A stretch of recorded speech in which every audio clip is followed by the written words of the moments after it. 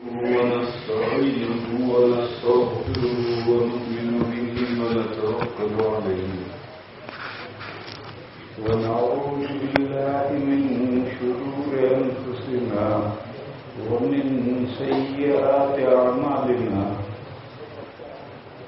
من يهده الله فلا مضل له ومن يضلله فلا هادي له وأشهد أن لا إله إلا الله وحده لا شريك له وأشهد أن سيدنا ومولانا وحبيبنا وشفيعنا محمدا عبده ورسوله أرسله إلى الناس كافة بشيرا ونذيرا وداعيا إلى الله بإذنه وسراجا منيرا صلى الله تعالى عليه وعلى آله وصحبه وبارك وسلم تسليما كثيرا كثيرا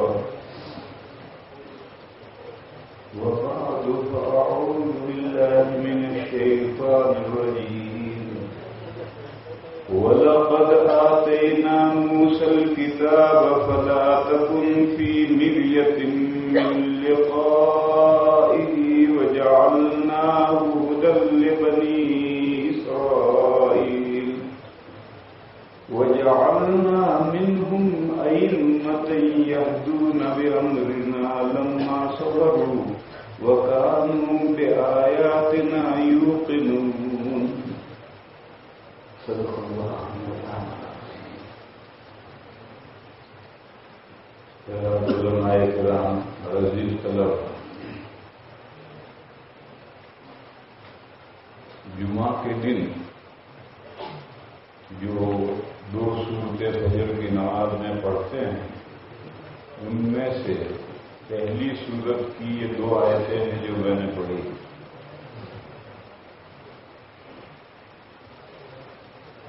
فرمایا بخدا یہ لام کا ترجمہ ہے اس لام کو توطئہ للقسم کہتے ہیں قسم کی تمہید میں یہ لام آتا ہے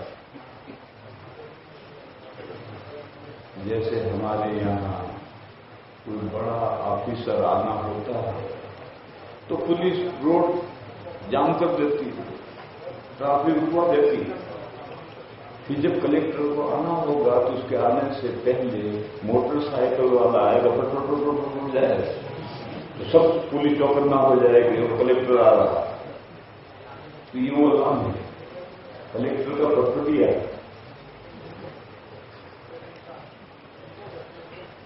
قسم اس کی تمہید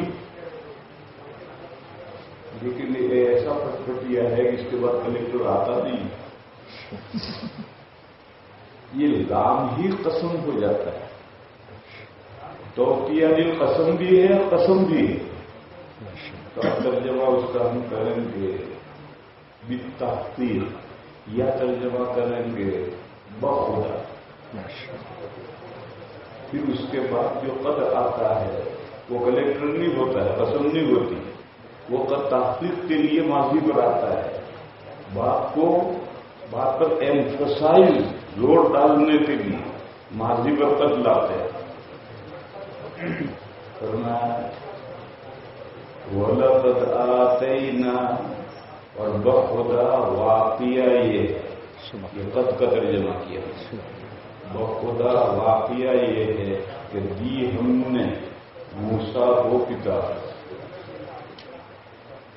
تورات شریف اللہ تعالیٰ ارشاد فرماتا ہے کہ تورات جو موسیٰ علیہ السلام کو ملی ہے وہ ہماری دی ہوئی کتاب ہے اور یہ بات قسم کھا کر ایمفسائز زور ڈال کر کے قد لا کر کے کہی وَلَقَدْ آتَيْنَا مُوسَىٰ الْكِتَابَ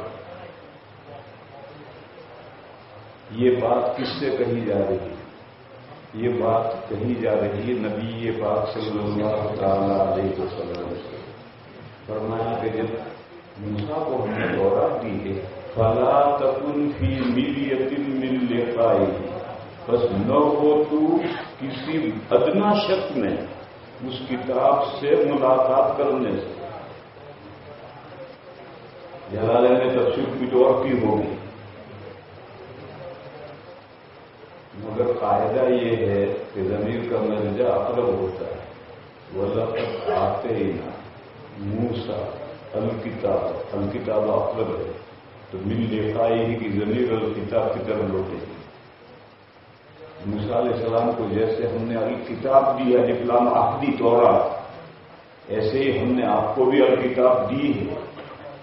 آپ اس معاملے میں ذرا شک میں نہ رہیں۔ فلا تکن فی مریۃ من لقائہ، بس نہ ہو تو۔ دیکھو پیغمبر کو جو باتیں مخاطب بنایا جاتا ہے تو امت کو سنایا جاتا ہے، اور امت حضور کی دو ہیں، امت دعویٰ اور امت اجابت۔ جتنے نن مسلم ہیں وہ تو حضور کی امت دعویٰ ہیں، تو اس امت دعویٰ کو سنایا جا رہا ہے کہ موسیٰ علیہ السلام کی امت کتنی تھی۔ مفسرین کہتے ہیں کہ جب دریا سے پار ہو کر وادی سینا میں پہنچے ہیں تو موسیٰ علیہ السلام کو طور پر بلا کر تورات دی۔ اس وقت موسیٰ علیہ السلام نے مردم شماری کروائی ہے تو مرد، عورتیں، بچے، بڑے سب کی تعداد 6 لاکھ تھی۔ اتنی بڑی امت 6 لاکھ کی، اس کو سنبھالنے کے لیے کانسٹیٹیوشن چاہیے، اور اللہ نے تورات دی۔ دیکھو چھوٹا سا نیشن، اسمال نیشن، اس کو سنبھالنے کے لیے کوئی کانسٹیٹیوشن نہیں ہے، لیکن ویری بگ نیشن، تو اب اس کے لیے دستور اساسی چاہیے، قانون چاہیے، کانسٹیٹیوشن چاہیے۔ تو 6 لاکھ کی امت ہے، اس کو کیسے سنبھالیں گے؟ کانسٹیٹیوشن کے بغیر اللہ نے تورات دی تاکہ موسیٰ علیہ السلام تورات کے ذریعے سے یہود کو سنبھالیں۔ اب اس حضور کی امت سے کہا جا رہا ہے کہ موسیٰ علیہ السلام کی امت تو 6 لاکھ تھی، اس کے لیے تورات ضروری تھی۔ حضور کی امت کتنی بڑی؟ اگر آسمان کے تارے گنے جا سکتے تو حضور کی امت گنی جا سکتی، اگر درختوں کے پتے گنے جا سکتے ہیں تو حضور کی امت گنی جا سکتی، اگر ریت کے ذرے گنے جا سکتے ہیں تو حضور کی امت گنی جا سکتی۔ اتنی بڑی امت کو سنبھالنے کے لیے کہ اللہ نے اپنے آخری نبی کو اپنی کتاب نہیں دی ہو، کیا خیال کرتا ہے؟ ضرور دی۔ یہ نن مسلموں کو سنایا جا رہا ہے، اور نن مسلم خاص طور پر یہود مدینہ میں بہت تھے کہ یہود کو سنبھالنے کے لیے اللہ نے موسیٰ علیہ السلام کو الکتاب دی تھی۔ یہاں الکتاب نے الف لام عہدی یعنی تورات دی، بس ہم نے اس آخری پیغمبر کو امت کو سنبھالنے کے لیے الکتاب دی۔ یہاں الکتاب بھی الف لام عہدی اور مراد قرآن کریم۔ بس تجھے ذرا شک نہیں رہنا چاہیے، ہونا چاہیے کہ حضور جو کتاب پیش کر رہے ہیں وہ اللہ کی کتاب نہیں ہے، ایسی تیرے دل میں یہ وسوسہ نہیں آنا چاہیے۔ یہ تو ضروری ہے کہ ان کو امت کو سنبھالنے کے لیے کتاب بھی ہے۔ وَلَقَدْ آتَيْنَا مُوسَى الْكِتَابَ فَلَا تَكُنْ فِي مِرْيَةٍ مِّن لِقَائِهِ وَجَعَلْنَاهُ هُدًى لِّبَنِي إِسْرَائِيلَ۔ موسیٰ علیہ السلام کو جو ہم نے کتاب دی تھی، اس کو ہم نے بنی اسرائیل کے لیے گائیڈ بک بنایا۔ یہ ضمیر بالیقین اب کتاب کی طرف لوٹ گئی۔ بس اگر فلا تکن فی مریۃ من لقائہ، اس ضمیر کو موسیٰ علیہ السلام کی طرف لوٹاؤ گے اور اس ضمیر کو الکتاب کی طرف لوٹاؤ گے تو انتشار زمائے بڑھا جائے۔ اس لیے دونوں ضمیریں الکتاب کی طرف لوٹتا ہیں۔ فرمایا کہ موسیٰ علیہ السلام کو جو کتاب ملی تھی وہ بنی اسرائیل کے لیے گائیڈ بک تھی۔ یہ آدھا مضمون ہے، اور قرآن کریم باقی آدھا کا اپنے سامنے پر اعتماد کر کے چھوڑ دیتا ہے، آگے تو آدھا باقی آدھا کو سمجھ لو۔ جیسے شرع عقائد میں ہم پڑھتے ہیں عذاب قبل وقت، یہ آدھا مسئلہ ہے۔ قبر میں عذاب، یہ عذاب تھوڑی ہوتا ہے، نافرمانوں کے لیے عذاب ہے، نام رکھاؤں کے لیے تو قبر میں راحتیں ہیں۔ اور آدھا مسئلہ بیان کر کے آدھا پڑھنے سامنے پر اعتماد کر کے چھوڑ دیتے۔ بے شمار قرآن میں اس کی مثالیں ہیں۔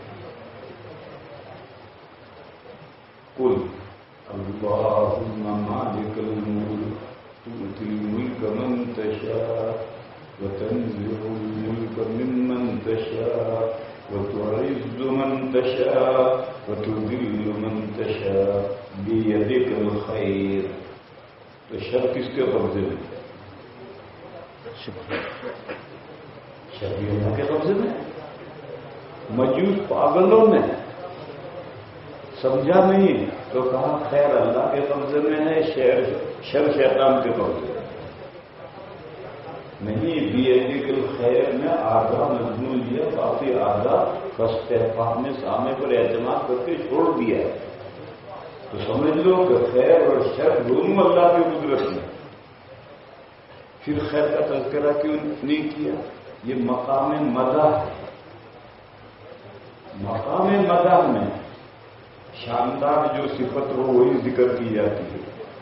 آپ کے ہاتھ میں خیر ہے، یہ تو ذکر کرنا مناسب ہے، لیکن یہ کہیں کہ آپ کے ہاتھ میں شر ہے، ایسی تعریف ہو گئی، اس لیے تو چھوڑ دیا ہے۔ اسی لیے قرآن کریم میں، یہاں قرآن کریم کی تعریف ہے، وہاں کیا فرمایا؟ ھدی للمتقین۔ قرآن پرہیزگار بندوں کے لیے گائیڈ بک ہے، یعنی وہ شخص جو جوبر کا رہنے والا ہے اس کو بھی ٹریفک کے روڈ جاننے کے لیے گائیڈ بک کو گاڑی میں رکھنا ہے، اس کو کہاں جانا ہے، وہ بھی گائیڈ بک سے مستغنی نہیں ہے، تو دوسرے کیا مستغنی ہوں گے؟ اور یہاں اظہار حقیقت کا موقع تھا، وہ کیا فرمایا؟ شہر رمضان الذی انزل فیہ القرآن ھدی للناس۔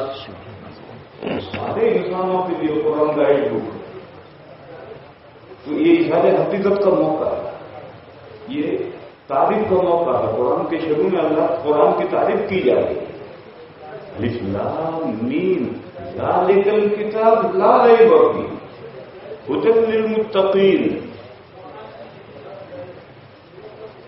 جیسے کسی ملک کا سربراہ آئے اور اس کو ایڈریس دیں، سپاس نامہ دے، تو اس آنے والے مہمان کے ملک میں جو شاندار چیزیں ہیں ان کا تذکرہ کریں گے ایڈریس میں، سپاس نامے میں۔ ان کے یہاں ایسے انجینئر ہیں، ان کے یہاں ایسے پل ہیں، ایسے ڈیم بنے ہوئے ہیں، اور یہ ہے وہ ہے، پل باندھیں گے تعریف پہ۔ اور اگر یہ کہیں کہ ان کے ملک میں مینڈک بھی ہے، کیڑے بھی ہیں، سانپ بھی ہیں، تو کیا ایڈریس ہوا، کیا تعریف کی؟ لیکن اس ملک کی ہسٹری لکھنے کوئی بیٹھے گا تو اس کو ملک کی ہر چیز کو ذکر کرنا، مینڈک اور سانپوں کو بھی ذکر کرنا، تو دو موقع الگ الگ ہوتے ہیں۔ یہ مثال تھی اس بات کی کہ قرآن میں آدھا مضمون بیان کر کے آدھا چھوڑا جاتا ہے، فہم سامع پر اعتماد کر کے۔ انسان کو اللہ نے پیدا کیا ہے، انسان کیسی صلاحیتوں کا مالک ہے اسے اللہ جانتے ہیں، اللہ نے اس مخلوق کو پیدا کیا ہے۔ اللہ انسان کو بیوقوف نہیں سمجھتے، جو بات انسان اپنی عقل سے سمجھتا ہے اس کو قرآن آدھا مضمون بیان کر کے آدھا چھوڑ دے۔ وَجَعَلْنَاهُ هُدًى لِبَنِي إِسْرَائِيلَ۔ تورات شریف کو ہم نے بنی اسرائیل کے لیے گائیڈ بک بنایا ہے۔ دوسرا آدھا کیا ہے؟ آپ کو جو کتاب دی ہے، نبی آخر الزماں کو جو کتاب دی ہے اس کو گائیڈ بک بنایا ہے آپ کی امت کے لیے۔ تو واضح بدی مضمون ہے جو آدھا چھوڑ دیا۔ یہ جو میں نے آیت سمجھائی ہے یہ مقصود نہیں ہے، دوسری آیت سمجھانا مقصود ہے۔ پھر دوسری آیت ہے وَجَعَلْنَا مِنْهُمْ أَئِمَّةً يَهْدُونَ بِأَمْرِنَا لَمَّا صَبَرُوا وَكَانُوا بِآيَاتِنَا يُوقِنُونَ. فرمایا کہ موسیٰ علیہ السلام کے بعد انبیاء بنی اسرائیل ہوئے. اور جب موسیٰ علیہ السلام کے زمانے میں امت 6 لاکھ ہے تو آگے تو بڑھتی ہی چلی جائے. آج بھی بچے پیدا کرنے میں یہودی مسلمانوں سے بھی آگے. حالانکہ مسلمانوں سے حضور نے فرمایا تھا تزوج الودود الولود فإنی مقاتل، مگر اب مسلمان تو ہندوؤں کے نعرے پر پہنچ گیا. مولوی بھی کہتا ہے ہم دو ہمارے دو. آگے بھی بڑھنا چاہتے ہیں.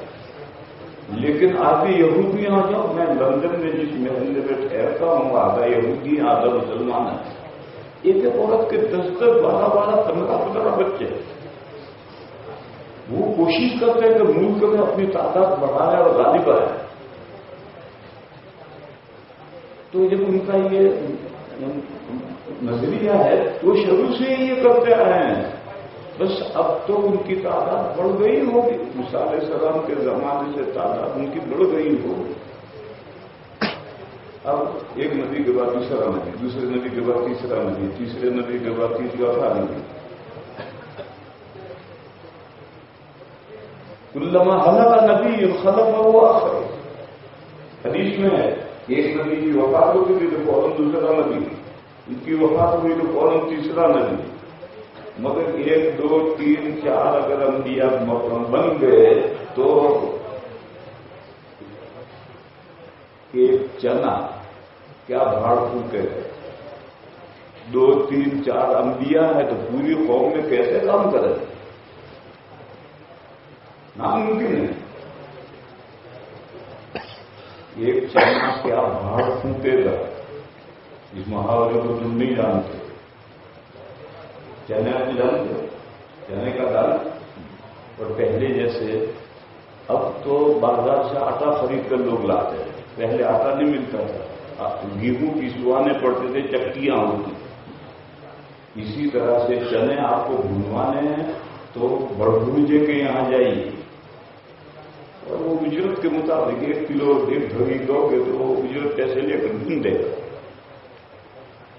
اب چکی پر آپ گیہوں لے کر گئے تو ایک آدمی کے گیہوں کے لیے چکی تھوڑی اسٹارٹ کریں تو کہتے رکھ دے بھیا 5-10 آدمیوں کا اناج اکٹھا ہوگا تو میں چکی چلاؤں گا. ایسے ہی بڑبوجے کے یہاں پہلے بھٹی جلانی پڑے گی. پھر بڑا کڑاؤ ہوتا تھا، اس میں ریتا ہوتا تھا، وہ گرم ہوگا تب اس میں چنے ڈال کر بھونیں گے. اب ایک آدمی ایک چنا لے کر گیا بھیا اسے بھون دے. تو ایک چنا کے لیے کیا بھاڑ پھونکیں گے؟ بھاڑ کو کیا جلائیں گے ایک چنے کے لیے؟ 100 چنے اکٹھا ہوں گے تو میں چولہا جلاؤں گا، ریت گرم کروں گا. ایک چنے کے لیے کیا بھاڑ پھونکے؟ بھاڑ یعنی وہ جو کڑا اور ریتا اس کو چولہا جلا کر گرم کرنا. بھاڑ پھونکنا یعنی چولہا جلا کر کے گرم کرنا. ایک چنے کے لیے تھوڑے کریں گے. ایک آدمی کے اناج کے لیے تھوڑے مشین چلائیں گے. تو 1-2 نبی اگر ہیں تو 1-2 نبی سے کیسے کام چلے گا؟ ساری امت بنی اسرائیل کی 1-2 نبی کیسے رہنمائی کریں گے؟ تو پھر اس زمانے میں اللہ نے ایک نظام بنایا تھا کہ نبی اور نبی کے ماتحت ائمہ، پیشوا، نبی مین اور یہ اس کے ہاتھ پیر اور سب مل کر کے دین کا کام کرتے تھے. تو اللہ فرماتے وجعلنا منہم ائمہ. بنی اسرائیل میں نبوت تھی مگر 1-2 نبی سے کیا کام چلے؟ تو ہم نے بنی اسرائیل میں سے ائمہ پیشوا بنائے. وہ پیشوا نبی کے ہاتھ پیر ہوتے تھے اور وہ ہاتھ پیر بند کر کے بنی اسرائیل میں ہدایت کا کام کرتے تھے.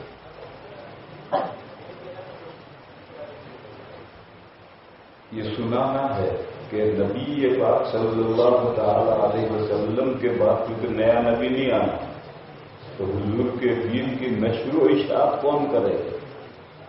کہا بنی اسرائیل میں بھی ائمہ کرتے تھے، اب بھی حضور کے بعد بھی ائمہ کرتے، بس اتنا فرق ہے کہ بنی اسرائیل کے ائمہ پر نگرانی نبی کی ہوتی، حضور کے بعد جو ائمہ بنیں گے ان کی نگرانی خود کریں گے اپنے نفس سے، نبی کوئی نہیں۔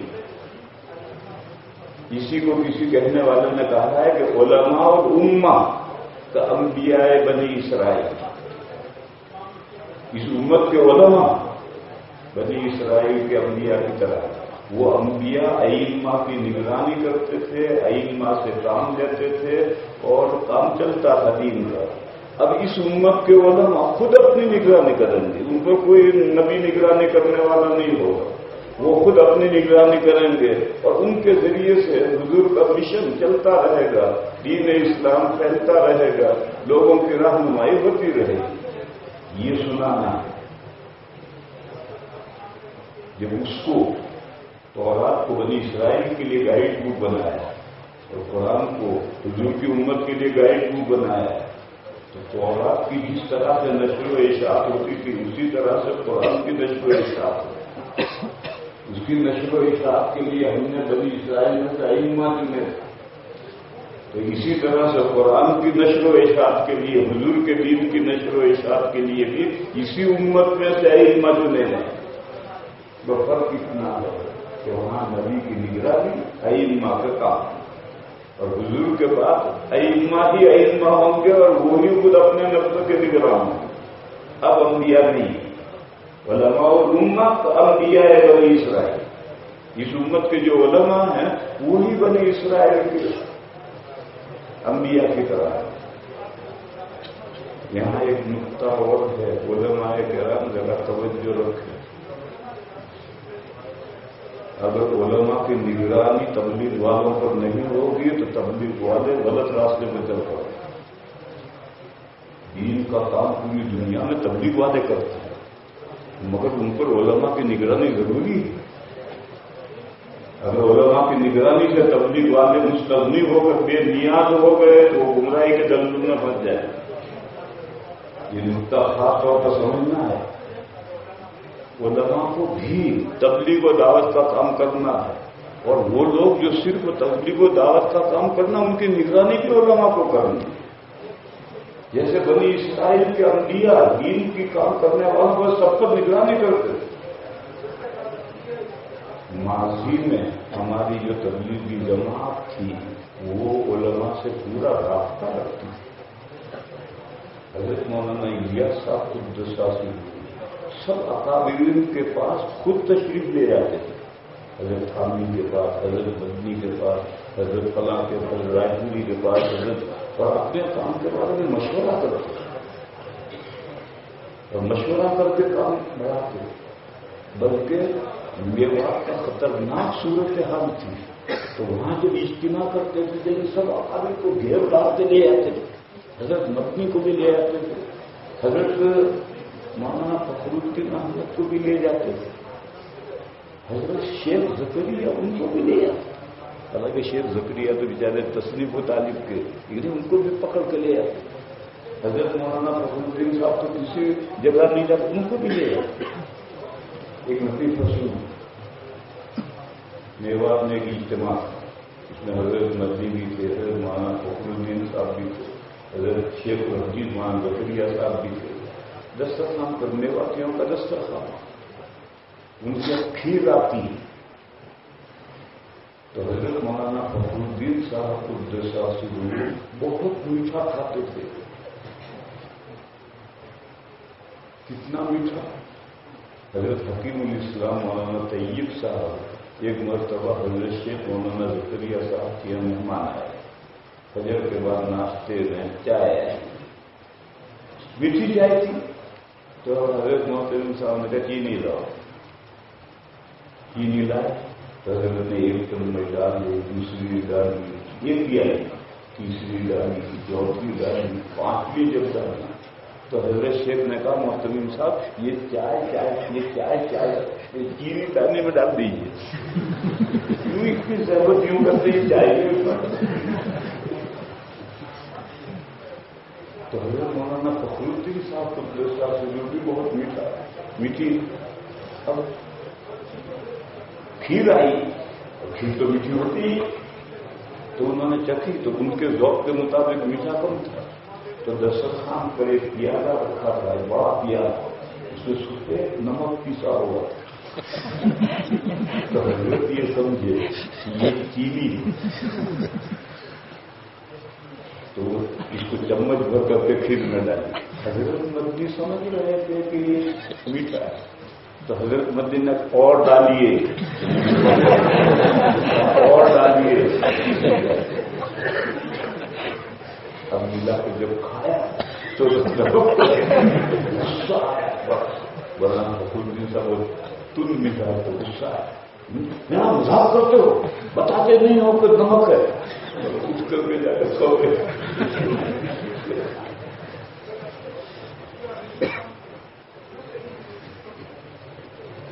تو حضرت مولانا الیاس صاحب ان سب اکابر کے پاس جاتے اور ان سے کام کے بارے میں مشورے کرتے تھے، ان کے بتائے ہوئے منہاج پر کام کرتے تھے، اور ان کو اجتماعات میں کھینچ کر لے جاتے تھے۔ پھر ان کے بعد حضرت مولانا یوسف صاحب کو جساسی گرو کا زمانہ ہے، یہ میرا طالب علم کا زمانہ ہے۔ دارالعلوم کے پاس میں ایک روڈ گزرتا ہے، جی ٹی روڈ، یہ کلکتے سے پشاور تک اور محمد تغلق کا بنایا ہوا روڈ ہے، دہلی سے اسی روڈ پر سہارنپور جاتا ہے، اور دارالعلوم سے لگ کر کے وہ روڈ ہے۔ تو جب بھی مولانا یوسف صاحب اس روڈ پر، سہارنپور ان کا گویا وطن تھا، اصل تو کاندھا وطن تھا، لیکن حضرت شیخ سے رشتے داری تھی، حضرت شیخ کے ڈبل داماد تھے مولانا یوسف صاحب، حضرت شیخ کے ڈبل داماد تھے، ایک بیٹی ان کا انتقال ہوا تو دوسری بیٹی تھی، مولانا انعام الحسن صاحب بھی داماد تھے حضرت شیخ کے، تو ان کا آنا جانا رہتا تھا۔ تو اس روڈ پر جب گزرتے تھے دارالعلوم میں آئے بغیر نہیں بڑھتے۔ مجھے یاد ہے ہم سب کو طالب علم جانتے تھے وہاں یوسف صاحب کو، آتے سب سے پہلے مدرسے میں سے پانی نکل رہا تھا پیتے، پھر اکابر سے ملتے، پھر اس کے بعد آگے بڑھتے، ہمیشہ ان کا معمول۔ ایک مرتبہ میں حضرت علامہ کے یہاں بیٹھا ہوا، میں طالب علم تھا، علامہ کا خادم تھا، میں بیٹھا ہوا اور یہ وفد آیا نظام الدین کا، مولانا یوسف صاحب کی، مولانا عبدالحافظ بلیاوی کی، دوسرے اور حضرات کی۔ تو ان حضرات کا ایک طریقہ ہے کارگزاری سنا، تو آ کر بیٹھے، تو حضرت مولانا عبدالحافظ بلیاوی صاحب نے کارگزاری سنانی شروع کی، ان کا طریقہ ہے۔ حضرت علامہ بہت خاموش مزاج تھے، ذرا سا بولتے اور کانٹے کی بات بولتے، تو انہوں نے کارگزاری سنتے سناتے یہ جملہ کہا کہ حضرت الحمدللہ ہمارے یہاں چندہ نہیں کیا جاتا۔ تو مولانا یوسف صاحب نے پونی ماری، مگر وہ سمجھے نہیں۔ پھر بات آگے بڑھتی گئی، بڑھتے گئی، پھر جملہ یہ بولا کہ حضرت الحمدللہ ہمارے یہاں چندہ نہیں کیا جاتا۔ تب علامہ بولے مول صاحب چندہ وہ کرے جو حساب دے۔ تب مولانا یوسف صاحب نے کہا اب میں کب سے اشارہ کر رہا تھا تم مانتے نہیں تھے، کہ اب دو جواب، کا چندہ وہ کرے جو حساب دے۔ حضرت مولانا یوسف صاحب قدس سرہ کے بعد حضرت مولانا انعام الحق صاحب حضرت جی بنے، ان کے بعد کمیٹی بنی، ان کے بعد مولانا صاحب بنے، مولانا انعام الحسن صاحب سے لے کر جتنے عمرہ بنے انہوں نے کبھی دارالعلوم میں قدم نہیں رکھا۔ جماعت آتی سال کے آخر میں طلبا کی تشکیل کرنے کے لیے، حضرت مولانا عمر صاحب بھی ہر سال تشریف رکھتے، حضرت مولانا عمر صاحب کو بہت محبت تھی دارالعلوم، لیکن اس کے بعد مولانا یوسف صاحب کے بعد میں کسی امیر نے دارالعلوم میں قدم نہیں رکھا۔ یہ دور ہو رہے، علماء سے دور ہو رہے. اس کو میں کہہ رہا ہوں اگر علماء کی نگرانی، سرپرستی نہیں، علماء کی نگرانی نہیں رہے گی اور علماء کے بتلائے ہوئے راستے کے مطابق جماعت کام نہیں کرے گی تو مجھے اندیشہ ہے کہ وہ حق سے بھی دور نہ ہو جائے. تو اسی طریقے سے کہنے والے نے کہا کہ علماء الامہ تو انبیاء بنی اسرائیل، اس امت کے جو علماء ہیں یہی نگران ہیں.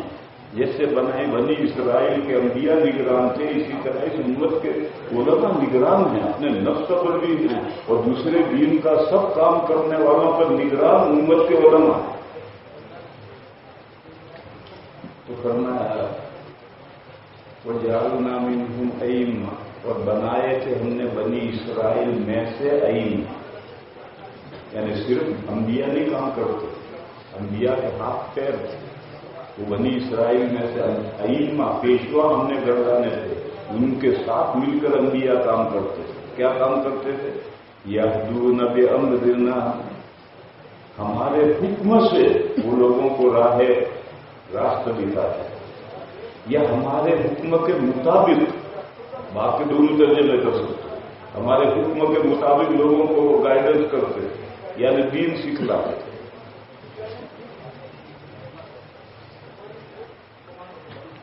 مگر یہ امامت کا مقام، پیشوائی کا مقام راستے میں نہیں پڑا، ہر چلتے پھرتے کے ہاتھ نہیں آ جاتا. اس کے لیے 2 شرطیں، وہ 2 شرطیں پوری کرے گا تو پیشوائی کا مقام ملے گا. ہم دعا تو بہت کرتے ہیں، اور ربنا وجعلنا، رب کا ائمۃ من کا ہے سورۃ القلم کیا ہے؟ وجعلنا للمتقین اماما، وجعلنا للمتقین اماما. دعا تو کرتے ہیں لیکن دعا کے لیے دعا بھی تو کرنی پڑے گی، اسباب بھی تو اختیار کرنے پڑیں گے، تبھی تو متقین کے امام بنو گے.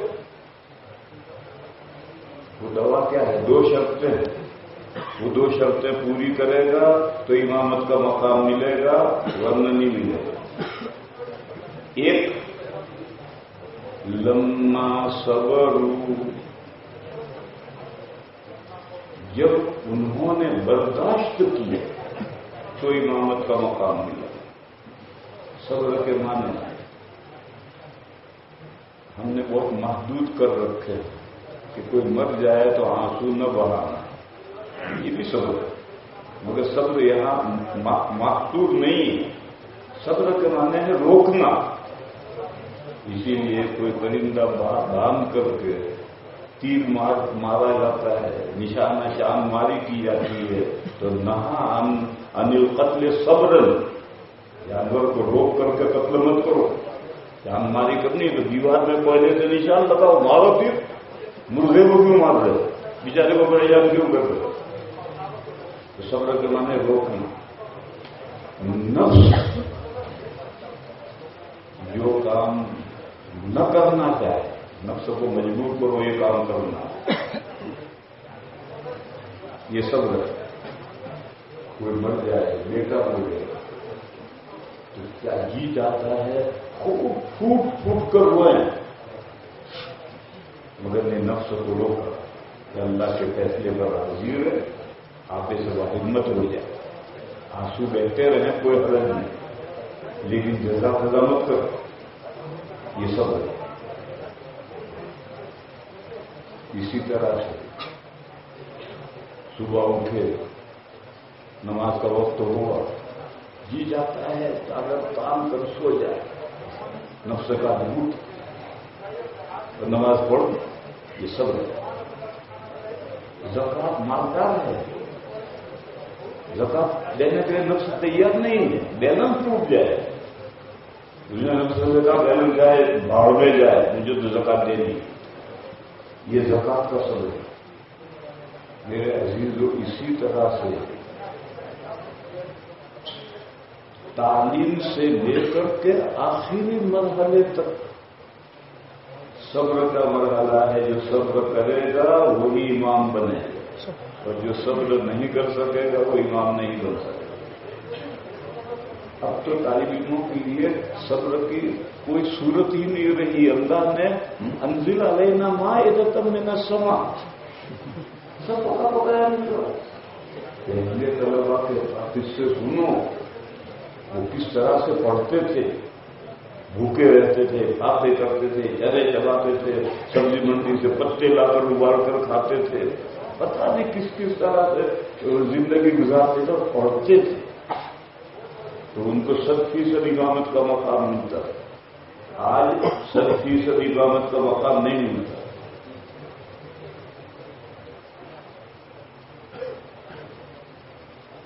پھر تعلیم کا زمانہ جب گزر جاتا ہے تو پھر اس کے بعد میں صبر کا دوسرا مرحلہ شروع ہوتا ہے. بڑا سخت مرحلہ. تعلیم کے مرحلے میں تو مدرسے والے نے, محتمم صاحب نے دنیا بھر سے اسباب اکٹھا کر کے کھلا دیا. لیکن اب فارغ ہونے کے بعد میں 90% تو دنیا میں لگ جاتے ہیں. وہ سوچتے ہیں کہ ہم دین کے کام میں لگیں گے تو گزارا ہمارا کیسے چلے گا. تو 90% تو گئے دیواریں قہقہا کے پیچھے. دیواریں قہقہا جانتے ایک فرضی بات ہے کہ چائنا میں ایک دیوار تھی بہت اونچی. اس دیوار کے اس طرف کیا تھا اللہ جانے کیا تھا, لوگ جاننا چاہتے تھے. یہ فرضی بات ہے. تو ایک لمبی سیڑھی رکھ کر کے ایک آدمی چڑھتا تھا, وہ ادھر دیکھتا تھا اور پھر ادھر دیکھتا تھا, پھر ادھر, پھر چھلانگ لگا کر ادھر چلا جاتا, واپس نہیں آتا. تو دوسرا آدمی چڑھا کے وہ بھی وہاں جا کر یہی کرتا. تو دیواریں قہقہا کے پیچھے جس نے جھانکا وہ گیا. تو 90% تو گئے, وہ دیواریں قہقہا کے پیچھے گئے, وہ واپس لوٹ کر نہیں آئے. 10% ہمت کر کے دین کے کام میں لگتے ہیں, پڑھنے پڑھانے کے کام میں لگتے ہیں, تبلیغ کے کام میں لگتے ہیں, ہمت کر کے لگتے ہیں. لیکن وہ کب تک باہمت رہتے ہیں؟ اکیلے ہیں مطلب بڑے باہمت, مجھے 5000 رینک تنخواہ مل گئی. پھر بیوی آئی تو اب بھی گزارا ہو رہا 5000 میں. پھر جب سوگری پگری ملے تو کھٹاکھٹ نتیجے نکلنے لگے. یہ قدر بچے آنے لگے. ہر سال ایک بچہ سلام مارتا ہے. آج ابھی اب نیتا پٹا تنگ, اب کیا کرے, خرچہ گھٹا نہیں سکتا, خرچہ گھر کا خرچ گھٹا نہیں سکتا.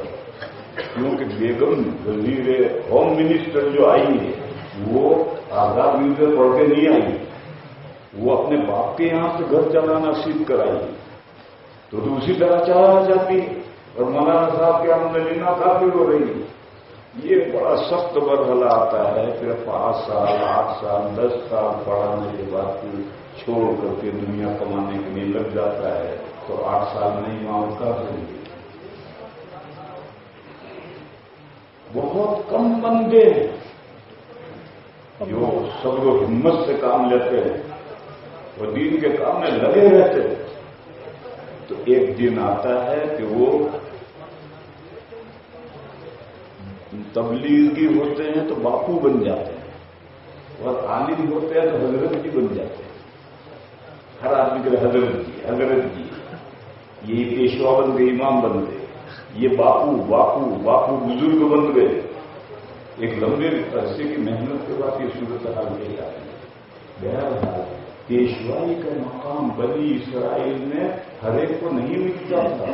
جو حالات کو برداشت کرتے تھے, دین کے کام سے لگے رہتے تھے, جڑے رہتے تھے, انہی کو امامت کا پیشوائی کا مقام ملتا تھا. اور وہ انبیاء کے ہاتھ پیر بنتے تھے اور وہ دین کا کام کرتے تھے. دوسری شرط وَكَانُوا بِآيَاتِنَا يُوقِنُونَ. آیت کی جمع قرآن میں مختلف جگہ مختلف معنی میں استعمال ہوا. اور وہ ہمارے وعدوں پر یقین رکھتے ہیں۔ دنیا میں ہم کر رہے ہیں، دین کا کام کر رہے ہیں، کیا ملے گا؟ ملے گا آخرت میں مرنے کے بعد ملے گا۔ یہ تو سب مسلمان جانتے ہیں مگر یقین نہیں ہے، اس کا یقین نہیں ہوتا ہے۔ اگر ایقان ہو جائے تو بیڑا پار۔ دیکھو مثال، تنخواہ مہینے میں 1 مرتبہ ملتی ہے، پہلے سال میں 1 مرتبہ ملتی تھی، پھر گرانی ہو گئی تو سال میں 2 مرتبہ تنخواہیں تقسیم ہوتی، پھر اور گرانی ہوئی تو مہینے میں 1 مرتبہ تنخواہ تقسیم ہوتی، اور جن ملکوں میں اور گرانی ہے وہاں ہفتے میں 1 مرتبہ تنخواہ تقسیم ہوتی ہے۔ روز صبح آدمی اٹھتا ہے ٹائم ٹو ٹائم تیار ہو کر گاڑی میں اپنے جیب سے پیٹرول گیس ڈال کر گاڑی چلا کر کے نوکری پر پہنچتا ہے، دن پر کھڑا کھڑا ڈیوٹی دیتا ہے اور شام کو اپنی گاڑی سے گھر آتا ہے۔ کیا لایا؟ کچھ بھی نہیں۔ یہ پاگل بن نہیں ہے، مگر اسے یقین ہے کہ مہینہ پورا ہو کر اگلے مہینے کی 1 تاریخ آئے گی تو تھیلا بھر کر روپے لے کر آنا۔ اس امید پر پورا مہینہ اب ڈاؤن کرتا ہے، اپنے پیسے سے پیٹرول ڈال کر جاتا ہے، آتا ہے، اس تنخواہ کی یقین پر۔ اگر وہ تنخواہ کا یقین نہ ہو تو کون پاگل بھیجے جائے؟ ایسا یقین جیسے مہینہ ختم ہونے پر تنخواہ بھی یقین ملے گی، ایسا یقین اگر پیدا ہو جائے آدمی میں تو پھر دین کا کام کرنا بہت آسان ہے۔ مگر یہ یقین دنیا میں تنخواہ تو ہر مہینے ملتی ہے محسوس، تو اس لیے لوگوں میں یقین ہے، اور آخرت میں جو اجر ملے گا وہ تو نظروں کے سامنے نہیں ہے، اس لیے لوگوں کو اس درجے کا یقین نہیں ہوتا ہے۔ مگر یہ یقین جب تک پیدا نہیں ہوگا پیشوائی کا مقام نہیں ملے گا۔ وَقَالُوا بِآيَاتِنَا يُوقِنُونَ، یہ سارا بنی اسرائیل کے تعلق سے بیان کیا ہے، اور یہ سارا مضمون اس امت کے تعلق سے معلوم ہے۔ سمجھ لو کہ نبی پاک صلی اللہ تعالی علیہ وسلم پر بھی اللہ نے کتاب اتاری ہے، اور وہ اس امت کے لیے گائیڈ بک ہے، اور اس کتاب کی خدمت کے لیے اللہ تعالیٰ امت میں سے پیشوا منتخب کریں گے، کیونکہ نبوت کا سلسلہ ختم، اور وہ پیشوا دین کی اشاعت کا کام کریں گے۔ مگر ہر آدمی مدرسے میں پڑھنے والا، ہر آدمی پیشوائی کا مقام نہیں ملے گا۔ جو طالب علمی کے زمانے میں اور پھر اس کے بعد کی پوری زندگی میں صبر و ہمت سے کام لے، جو بھی حالات آئیں اس کو برداشت کرے، انگیز کرے، اور اس وعدے پر جو اللہ نے کر رکھا ہے موت کے بعد کے لیے، اس وعدے کا امکان ہو تو کبھی دین کا کام نہیں چھوڑے گا۔ اس پر یقین ہے تو کبھی دین کا کام نہیں چھوڑے گا، تب پیشوائی کا مقام ملے گا۔ یہ قرآن کریم کی 2 آیتیں ہیں، وہ میں نے اس لیے اس موقع پر عرض کی ہیں کہ میرے عزیزوں، پہلے پڑھنے والوں میں اور آج کے پڑھنے والوں میں بہت فرق پڑ گیا ہے۔ کیا فرق پڑ گیا ہے؟ 2 فرق پڑ گئے۔ ایک فرق تو یہ پڑ گیا ہے کہ پہلے پڑھنے والے اپنے شوق سے پڑھتے، اب پڑھنے والے ابا کے شوق سے آتے۔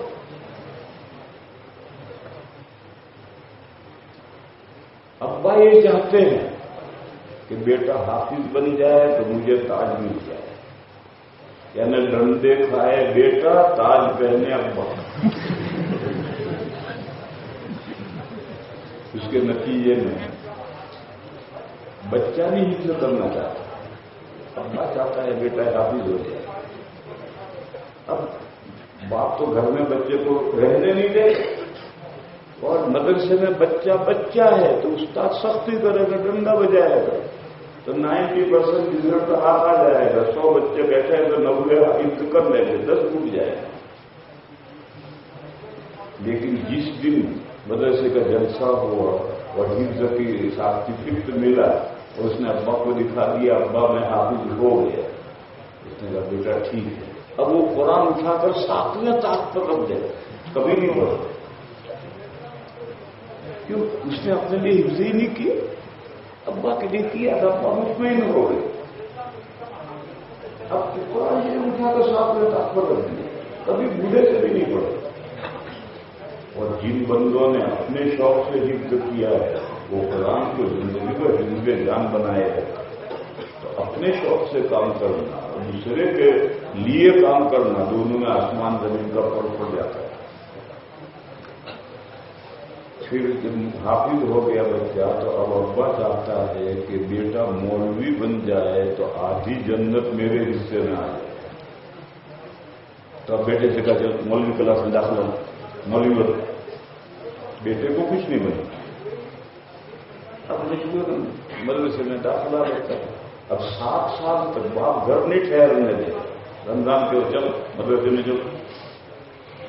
اور اب بڑا ہو گیا, داڑھی موچھ نکل آئی تو استاد سختی نہیں کر سکتا. تو اب 7 سال مدرسے میں پڑھا گئے. تو میرے عزیزوں, پڑھنے سے تو علم نہیں آتا, پڑھنے سے علم آتا ہے. اس کو پڑھنا ہی نہیں تو ابا کے لیے پڑھا ہے یہاں. چنانچہ جب 7 سال ہوئے, سالانہ جلسہ ہوا, اس کو سند دے کے ابا کو دکھا دی, ابا مطمئن ہو گیا. اب فوراً کمپیوٹر سیکھنا شروع کرے, فوراً انگریزی پڑھنا شروع کرے گا. ہمارے دیہات کی بات کر رہا ہوں. اور وہ 8 سال جو تم نے وہ تو ابا کے لیے کیا تھا. میں وہ اپنی زندگی بنانے کے لیے تو اب کمپیوٹر سیکھ رہا, اب انگریزی پڑھ رہا. ماضی میں ایسا نہیں تھا. ماضی میں جو دین پڑھنے کے لیے نکلتے تھے وہ اپنے شوق سے نکلتے تھے. امام اوزاعی رحمۃ اللہ علیہ کا قصہ ہے, بہت کمزور دماغ تھا. استاد نے کہہ دیا ہے تیرے بس کا نہیں پڑھنا, تو تھوڑا بہت پڑھ کر کے تجارت میں ابا کی تجارت میں لگ گئے. ابا بڑا کاروبار تھا. ایک دن مال لے کر ایک ملک سے دوسرے کہیں جا رہے تھے. اس زمانے جانوروں کا سامان بھر کر لے کر چلتے تھے. ایک جنگل میں ایک آبشار تھی, وہاں پانی لینے کے لیے گئے تو اوپر سے پانی ٹپ ٹپ ٹپ اور نیچے اتنا کھڈا ہو گیا ہے, اس میں پانی بھر گیا ہے. تو وہاں پانی پیتے ہوئے انہوں نے دیکھا کہ جب ایک ایک قطرہ گر کر یہاں کھڈا ہو سکتا ہے اور اس میں پانی جمع ہو سکتا ہے, تو اگر میں روز ایک مسئلہ پڑھوں تو میں کیوں عالم نہیں بن سکتا. انہوں نے فوراً نوکروں کو, اس زمانے میں غلام ہوتے تھے, غلاموں کو کہا جاؤ بھائی تم سامان لے کر, میں سے پڑھنے جا رہا ہوں, ابا سے کہہ دیجیے عبد الرحمان پڑھنے جائے. امام اوزاعی کا نام عبد الرحمان. چلا جائے پڑھنے. آج کل تو رابطہ بھی رہتا ہے, اس وقت کوئی رابطہ بھی نہیں رہتا. 30 سال کے بعد پڑھ کر واپس لوٹے. تو امام اوزاعی آج 7 سال بھائی معلوم ہوتے ہیں. امام اعظم اپنے استاد حماد بن ابی سلیمان کے دیوڑی میں ایک دروازہ, یہ چھوٹا سا کمرے جیسا, دوسرا دروازہ, دوسرے دروازے سے اندر حرم میں جائیں, اور وہ پہلا جو چھوٹا سا کمرہ وہ دیوڑی ہے. تو امام اعظم نے 17 سال ان کا بستر اپنے استاد کی ڈیوڑی میں رہا ہے, 24 گھنٹے وہی پڑے. جب استاد کا انتقال ہوا, جنازہ دفن کیا, تو اپنا بستر اٹھا کر کے گھر جانے لگے. تو طالب علموں نے جو اس حضرت استاد سے پڑھتے تھے, ان طالب علموں نے کہا کہاں جا رہے ہیں؟ گھر کہاں جاؤ گا, ہمیں کون پڑھائے, چلو استاد کی جگہ بیٹھو اور پڑھو. یوں امام اعظم استاد کی جگہ بیٹھ کر پڑھانے لگے. 17 سال فقہ پڑھی ہے انہوں نے, اور کیسے پڑھی ہے, 24 گھنٹے اسی ڈیوڑی میں پڑے رہتے. آج ہم 2 سال میں ہدایہ پڑھ لیتے ہیں, جاؤ और वो भी घंटे 2 घंटे वक्त लगाते हैं, तो कहां से पति बन जाएंगे। खैर मैं कह रहा था कि पहले और आज में फर्क क्या है। पहले जो पढ़ता था वो अपने शौक से पढ़ता था, आज जो पढ़ते हैं वो अपने शौक से नहीं पढ़ते। अब्बा पढ़ाना चाहते हैं इसलिए पढ़े, अब्बा पढ़ाना चाहते हैं इसलिए मदरसे में पढ़े। अब मदरसे में मगरिब बारिशा बाद साथीदा निगरानी करते हैं तो पढ़ते हैं, नहीं पढ़ते नहीं हिलते हैं।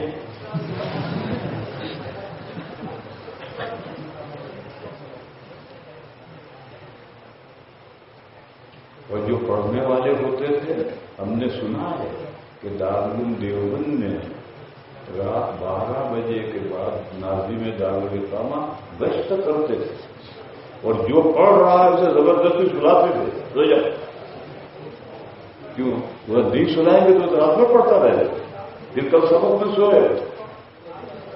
तो आज पढ़ने की निगरानी कर रहे थे, न पढ़ने की निगरानी कर रहे। उस वक्त पढ़ने वालों की निगरानी करती थी। 12 बजे तो जब तो शौक से पढ़ने का, बेशौक पढ़ने का हासिल ये। बहरहाल माजी में और आज में ये एक फर्क पड़ गया। दूसरा फर्क ये तलबा से मुतालिक नहीं है, ये साथीदा से और मोहतरम साहब से मुतालिक, वो ये है कि पढ़ने का जो असल जमाना है वो अभी चाहा उन तक। उसमें अगर इस्तेदाद बन गई तो आगे वो पत्थर में से इल्म निकाल जाए, और अगर अभी चाहा उन तक इस्तेदाद नहीं बनी तो आगे झीलना ही झीलना है, रोना ही रोना है। तो हमारे तालिब इल्मों के हमारा जो निसाब है अभी चाहून का निसाब, तब का निसाब इतना शॉर्ट कर दिया है कि इस्तेदाद नहीं बनती, और हर दर्जे में इतनी किताबों की भरमार कर दी है कि किताबें याद करने का मौका नहीं मिलता, और इम्तिहान इतना आसान कर दिया है कि असातिज़ा दरिया दिल फटाफट पास। इसे तलबा पर जुल्म है। तो एक तो किताबों की भरमार, एक इम्तिहान ढोंग, और एक ना तजरबा कार साथी। अरे इब्तिदाई दर्जा पढ़ाने के लिए तो स्कूलों में हेड मास्टर पहला दर्जा पढ़ाता है, उसे मालूम है बच्चे को किस तरह से लेकर चलना। जो हेड मास्टर स्कूल में होता है वो पहला दर्जा पढ़ाता है, और हमारे यहां नया फाजिल लाकर बिठा वो क्या पढ़ा रहा है, किस तरह पढ़ा रहा है, कोई निगरानी करने वाला देखने वाला भी नहीं है। जो माहिरीन तालीम है वो भी शुरू के 4 दर्जे पढ़ा सकते हैं, ऊपर तो कच्चा भी चले, तालिब इल्म उसके साथ जब करेगा और उसको मसला हल करेगा। लेकिन अरबी अव्वल से जो आरंभ तक तालिब इल्म जब नहीं कर सकते, वहां तो माहिर हो तालीम का, वो तालीम देगा तो तालीम उसकी पक्की हो। मुझे याद है मुझसे पहले हजरत शेखुल अदब साहब, हजरत मौलाना एजाज अली साहब मीज़ान, मुनशारी, इल्म-उस-सिग़ा ये किताबें पढ़ाते। मदरसे की तरफ से नहीं पढ़ाते थे, खारिज में पढ़ाते।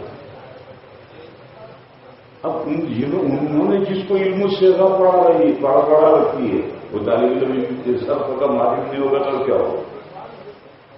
और एक नया फाजिला है उसको इल्म-उस-सिग़ा पढ़ाने बिठा दिया, नहीं इससे कुछ आएगा नहीं इससे कुछ आएगा, पढ़ने को तो पढ़ लेंगे, इम्तिहान में पास भी हो जाएंगे, मगर इनका शर्त नहीं इससे आएगा नहीं इससे आएगा। बात भारी हो गई। एक लतीफा सुना, अकबर इलाहाबादी बड़ा शायर है, पहले था, उनके एक उस्ताद थे जिनसे उन्होंने उर्दू बचपन में उर्दू पढ़ी थी। तो एक बड़ी मजलिस में उनके उस उस्ताद ने कहा कि अकबर ने उर्दू मुझसे पढ़ी, मैं उसका उस्ताद हूं। तो अकबर ने कहा हजरत ने सही फरमाया, बचपन में मैं इनसे उर्दू पढ़ता था और वो मुझसे अक्ल सीखते थे। نہ مجھے اردو آئی نہ انہیں عقل آئی.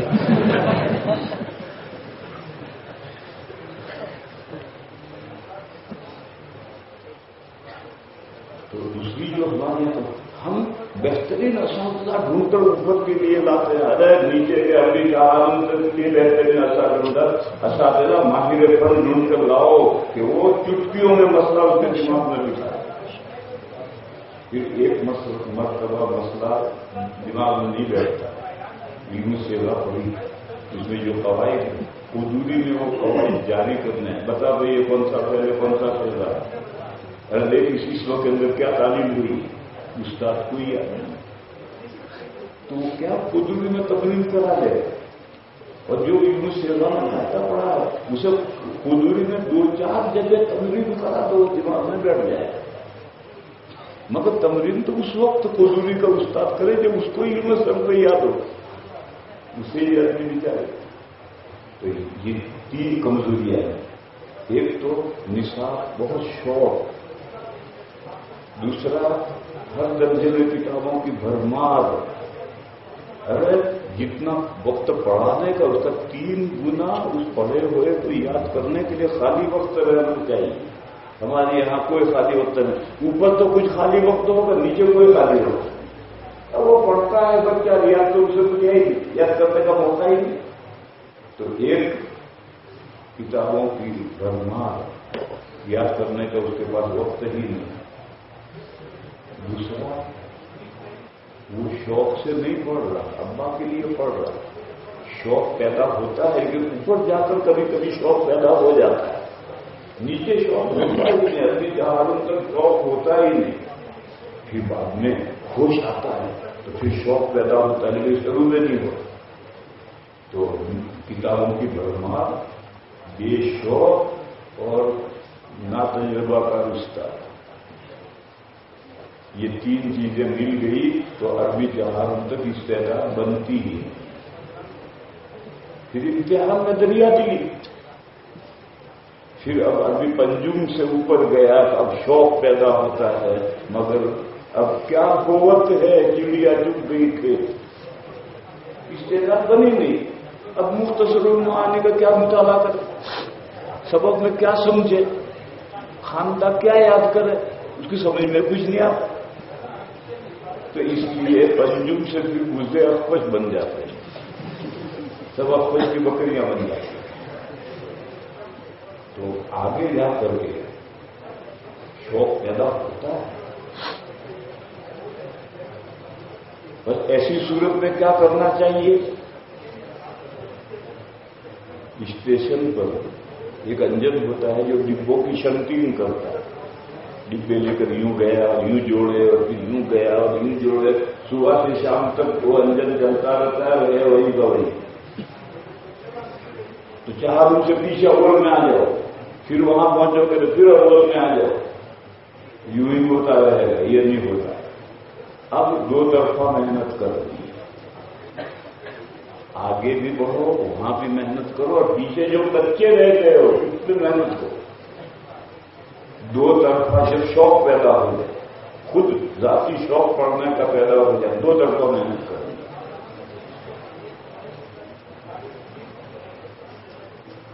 لوٹ کر پیچھے آؤ تو کوئی فائدہ نہیں.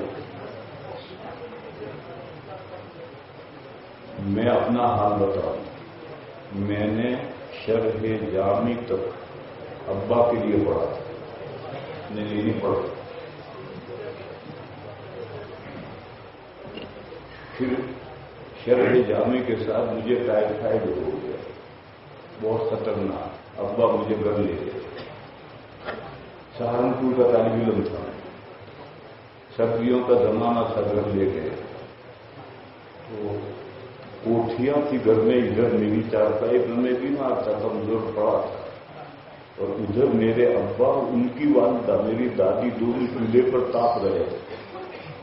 تو ماں بیٹا آپس میں باتیں کر رہے تھے. میرے ابا نے کہا اب میرا اس لڑکے کو پڑھانے کا ارادہ نہیں. تو میری دادی نے کہا کیوں. تو انہوں نے کہا کہ شیخ الاسلام میں چھوڑنے گیا اتنا خرچہ ہوا پھر یہ بیمار ہوا مجھے اتنا پیسہ دینا پڑا फिर इसको लाया, इतना खर्चा होगा, अब ये ठीक होकर फिर जाएगा, इतना खर्चा होगा, फिर 2 महीने के बाद सालाना इम्तिहान देकर आएगा, इतना खर्चा होगा, और पढ़ा तो इसने साल में कुछ भी नहीं। इसलिए मेरा इसे पढ़ाने का इरादा नहीं। ये माँ बेटे ने बातें हैं, तो अब उनकी बात का इसका क्या जवाब देती? ये सब चाहता ही मैंने बीमार पड़ा हुआ, मैंने ये सब बातें सुनी। उस वक्त पढ़े मैंने ये फैसला किया कि मुझे पढ़ना। चुनाव मुझे नींद नहीं आई, तो सब सो गए, मुझे पूरी रात नींद नहीं आई। सुबह 7 के बाद हमारे यहाँ पहले बस जाती थी पालन की, तो सुबह 7 के बाद मैं उठा और वालदा के पालकी पर बैठा जा, तो वालदा की आंख खुली, उन्होंने कहा क्या तकलीफ है? उनका तकलीफ नहीं, मेरा सामान तैयार कर दो, मैं सहारनपुर जा रहा हूं पढ़ने। तो उन्होंने कहा कि इस हाल में कैसे आ? तो साथ में चाहता है ना अब्बा लेटे हुए हम सुन रहे, हम बोले नहीं। खैर वालदा उठी, उन्होंने रोटी वोटी बना करके मुझे सहारनपुर तक का सामान बना कर दिया। फिर मैं सामान वालदा उठा करके मेरा सामान चली, और मैंने जब चलने लगा तो मैंने अब्बा से आवाज दी, अब्बा मैं पढ़ने जा रहा हूं। तो यूं लिहाफ में से हाथ निकाले, तो मैंने मुसाफा किया और मैं चल गई। वालदा में भी बस तक पहुंचाने के लिए आई, बिस्तर उठाया, और फिर मैं सहारनपुर चला आया। उस दिन से मैंने पढ़ना शुरू किया। मुझे याद नहीं है कि मैंने कभी किताब बंद करके खाना खाया, पढ़ते पढ़ते खाना खाया। मुझे याद नहीं है कि मैंने किताब रखकर चला, चलते चलते पढ़ता था। साथी कहते थे टकरा जाओगे मत पढ़ो, पढ़ता था। मुझे याद नहीं पड़ता था कि मैं कभी बगैर किताब के मस्जिद में गया। जाते सुंदर पढ़ के किताब खुद को पढ़ना शुरू करो। ये सब क्यों था? मैंने फैसला किया मुझे पढ़ना है। उस दिन से मैंने अपने लिए पढ़ना शुरू किया, उससे पहले अब्बा के लिए पढ़ा। अब वो जो अब्बा के लिए पढ़ता था वो तो पढ़ा ही नहीं था। जब ये फैसला कर लिया कि मुझे अपने लिए पढ़ना है, अब शरीया में मेरी समझ में नहीं आती मैं क्या पढ़ूं। तो मेरे एक साथी थे शरीया में, मैं बड़े ज़हीन, तो मैंने उनसे कहा मौलवी अब्दुल हादी साहब शरीया में मेरी समझ में नहीं आती। तो उन्होंने कहा कि तुम्हारा नहव कमजोर है इसलिए नहीं समझ में आया। तो मैंने कहा मेरा नहव पहलवान कैसे बन सकता है? तो कहा नीचे से पढ़ना पड़ेगा। मैंने कहा बहुत अच्छा। असर बाद गया कुदू खाना यही में से नहव मीर खरीद कर लाया और उन्हीं से कहा मुझे पढ़ो। शरीया में सबक में हाजिरी होती थी, समझ में कुछ नहीं आता, और मैंने नहव मीर वो पढ़ाते थे, मैं रटता था, याद करता था। फिर नहव मीर खत्म करा तो उन्होंने शरह मेहता आमिल पढ़ाई, फिर हिदायत नहव आधी पढ़ाई। अब शरीया में भी समझ में आने लगी। और 6 माही 6 माही में जबरदस्ती कामयाब हुए। अल्लाह के फजल से सालाना में अव्वल वो आए थे, 2 में आया। तो तरीका ये है, इधर भी पढ़ो इधर भी संभालो पीछे से, और अपनी इस्तेदाद पुख्ता करो। पहले तो असातिज़ा भी पढ़ाते थे, अब कोई उस्ताद पढ़ाने के लिए तैयार नहीं। क्यों? पहले असातिज़ा जो किताब 1-2 मरतबा पढ़ा चुके असातिज़ा को वो किताबें याद हो जाती। अब किसी उस्ताद को 10 मरतबा पढ़ाया तो भी किताब याद नहीं होती। तो तालिब इल्म कहता था हजरत मुल्ला हसन पढ़ा दीजिए। बहुत अच्छा, मैं 9 बजे सब्जी लेने जाऊंगा, मेरे साथ हो जाएगी, पढ़िए। अब उसका सब्जी लेने जा रहा है, ये मुल्ला हसन लिए इबारत पढ़ रहा है, वो तकरीर कर रहा है, ये मिला रहा है, वो सब्जी लेकर घर आए, सब हो गए। अब उस्ताद को अजबर है मुल्ला हसन, आज असातिज़ा को किताबें याद नहीं। अब तलबा असातिज़ा से कहें हमें कुछ पढ़ा दो, कहाँ से पढ़ा देंगे? जो मदरसे ने किताबें दे रखी हैं उसी का मुताला करते करते थक जाते हैं। वो थोड़ा बहुत वक्त बच जाता है, वो मोबाइल की नजर हो जाता है। अब तालिब इल्म पढ़ा है तो उसका असातिज़ा पढ़ाने के लिए तैयार ही नहीं है। तो क्यों तैयार नहीं है? उनके पास वाकई टाइम नहीं है, उनको पढ़ाई हुई किताबें याद नहीं है, और जो पढ़ानी है उनके मुताले से वक्त नहीं बचता। بس ایسی صورت میں جیسا میں نے کہا کہ میں نے اپنے ساتھیوں سے کہا مجھے پڑھا، انہوں نے پڑھا ہے تو آپ اپنے ساتھیوں سے بھی پڑھ سکتے ہیں، ساتھیوں میں بھی ایسے ذہین سمجھدار ہوتے ہیں۔ بہرحال جب شوق پیدا ہو جائے راستے کے درمیان میں اور استعداد کچی رہ جائے تو اب صرف شوق سے کچھ نہیں ہوگا، ٹکرے مارتے رہو کوئی حاصل نہیں ہوگا۔ استعداد کچی ہے تو استعداد پختہ کرو، آگے بھی بڑھو پیچھے سے بھی صحیح کرو، تو انشاءاللہ شوق و ذوق جو تمہارے اندر پیدا ہوا ہے اس کی وجہ سے تم پڑھنا چاہتے ہو تو پڑھ سکو گے، اس کا کوئی نتیجہ نہیں۔ اس کے بعد حضرت محتمم صاحب نے یہ فرمایا کہ دورے کے طلباء یہ کہتے ہیں کہ انہیں حدیث شریف کی اجازت دی جائے۔ بالکل جتنی اجازتیں چاہو لے لو، ہمارے یہاں گڈاؤن بھرا ہوا ہے اجازتوں، مگر اجازت 3 شرطوں کے ساتھ۔ انا اجیزو بشروط المعتبر عند ارباب الفن، وہ اگر شرائط نہیں ہے تو اجازت بھی نہیں۔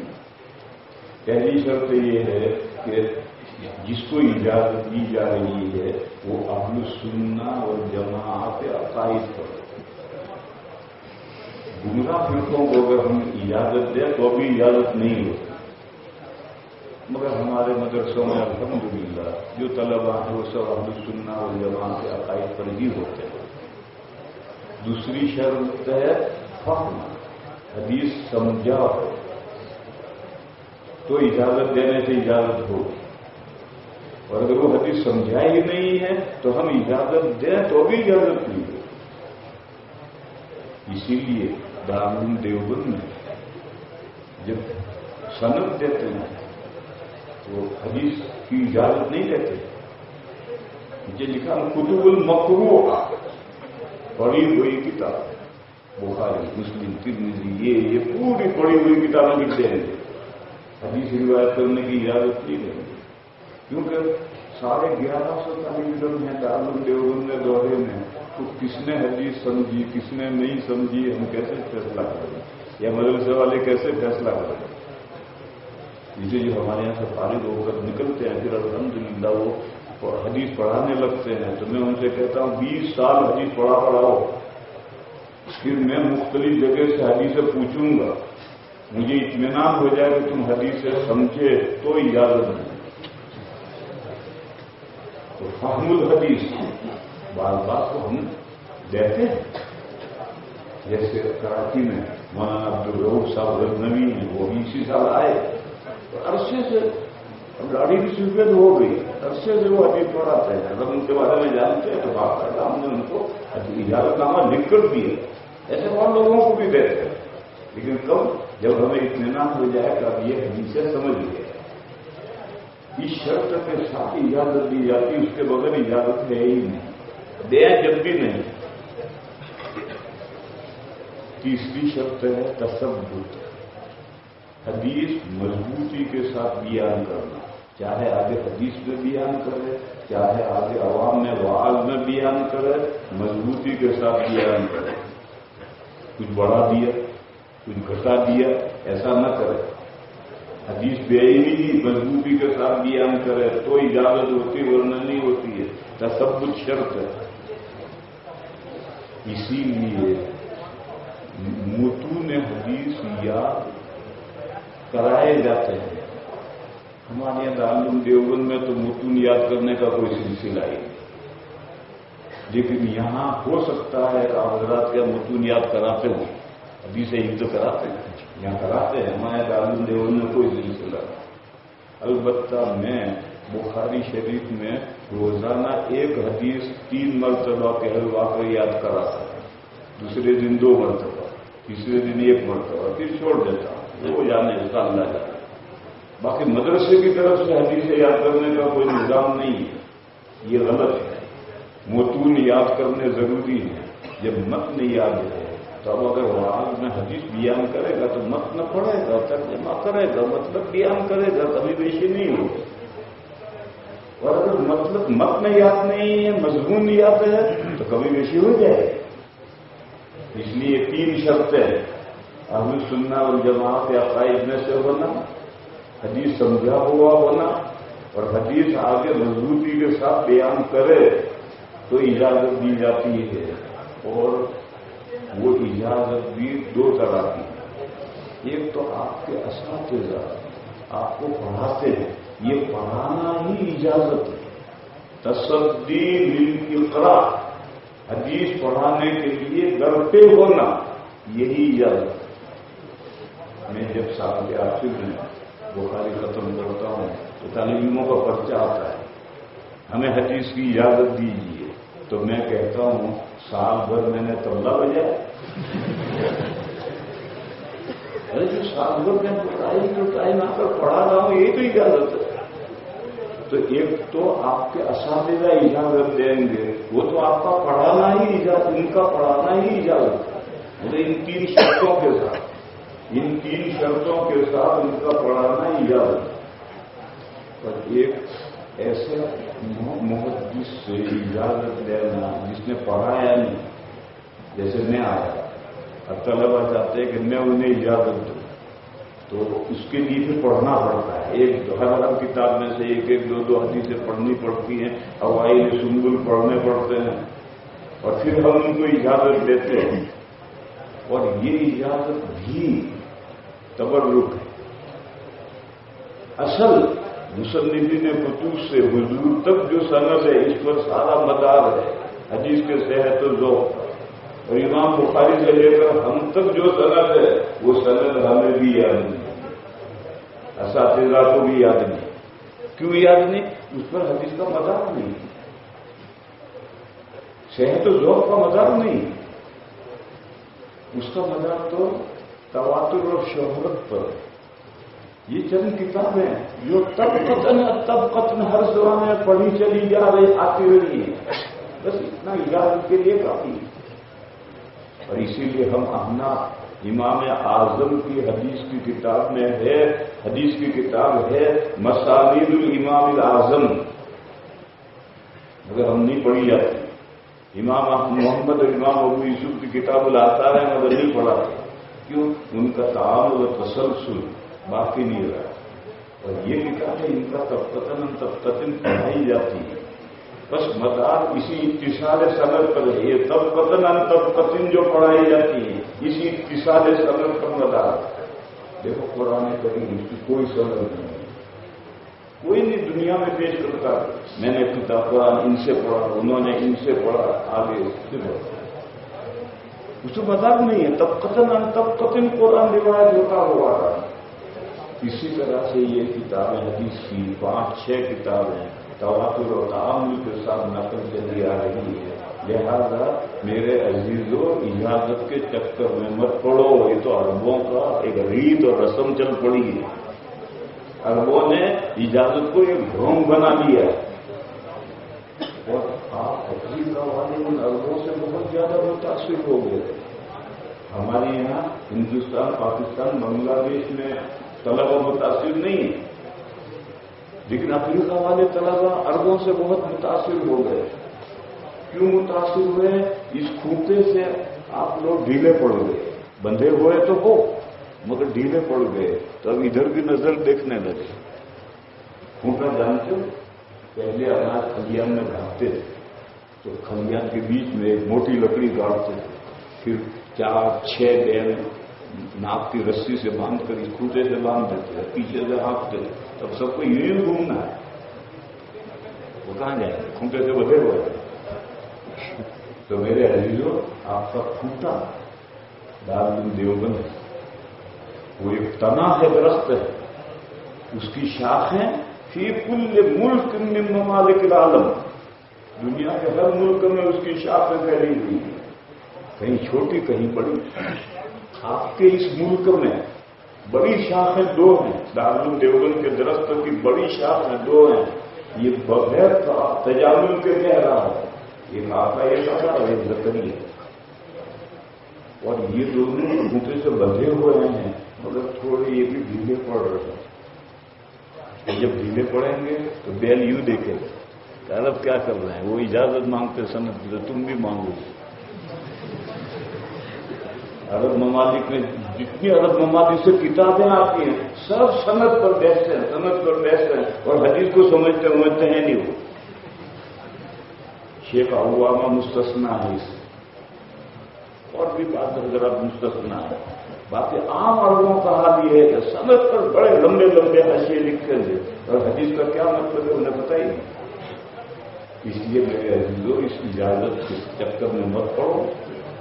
عقیدے تو تمہارے اہل سنت والجماعت کے ہیں ہندو. اب فہم حدیث پر توجہ، حدیثوں کو سمجھو اور متون یاد کرو، تاکہ جب تم آگے پڑھاؤ یا آواز میں بیان کرو تو تثبت کے ساتھ ان حدیثوں کو بیان کرو. اور اجازت تو ایک تبرکن ہے، تمہارے اساتذہ جو تمہیں پڑھا رہے ہیں یہی اجازت. وآخر دعوانا مختصر سے حضرت ایک سوال اگر اجازت. ہاں بالکل.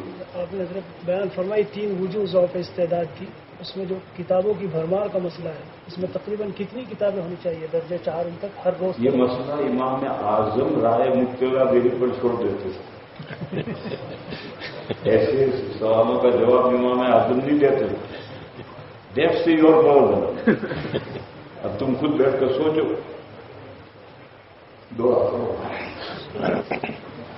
اللهم صل وسلم وبارك على سيدنا ومولانا محمد وعلى آل سيدنا ومولانا محمد بعدد من صلى وسلم. یا الہ العالمین، ہماری نیکیوں کو قبول فرما، ہمارے حسنات میں برکت پیدا فرما.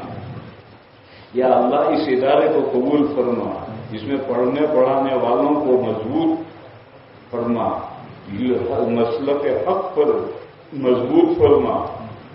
ان کو علم نافع عمل صالح عطا فرما، ان کے علوم میں انوار و برکات پیدا فرما. یا اللہ ان کو اپنے دین کی خدمت کے لیے قبول فرما. اے میرے مولا، ہم آپ سے علم نافع مانگتے ہیں، عمل صالح مانگتے ہیں. یا اللہ ہم ہر فتنے سے پناہ چاہتے ہیں، علم غیر نافع سے ہم پناہ چاہتے ہیں، عمل غیر مقبول سے ہم پناہ چاہتے ہیں. یا اللہ دنیا کے فتنوں سے، مال کے فتنوں سے، حسن و جمال کے فتنوں سے، دجال کے فتنوں سے، عذاب قبر سے ہماری حفاظت. یا اللہ ہماری مغفرت فرما، ہمارے ماں باپ کی مغفرت فرما، اور تمام مسلمان مردوں کی اور مسلمان عورتوں کی مغفرت فرما. سبحان ربک رب العزت عما یصفون، سلام علی المرسلین والحمد للہ.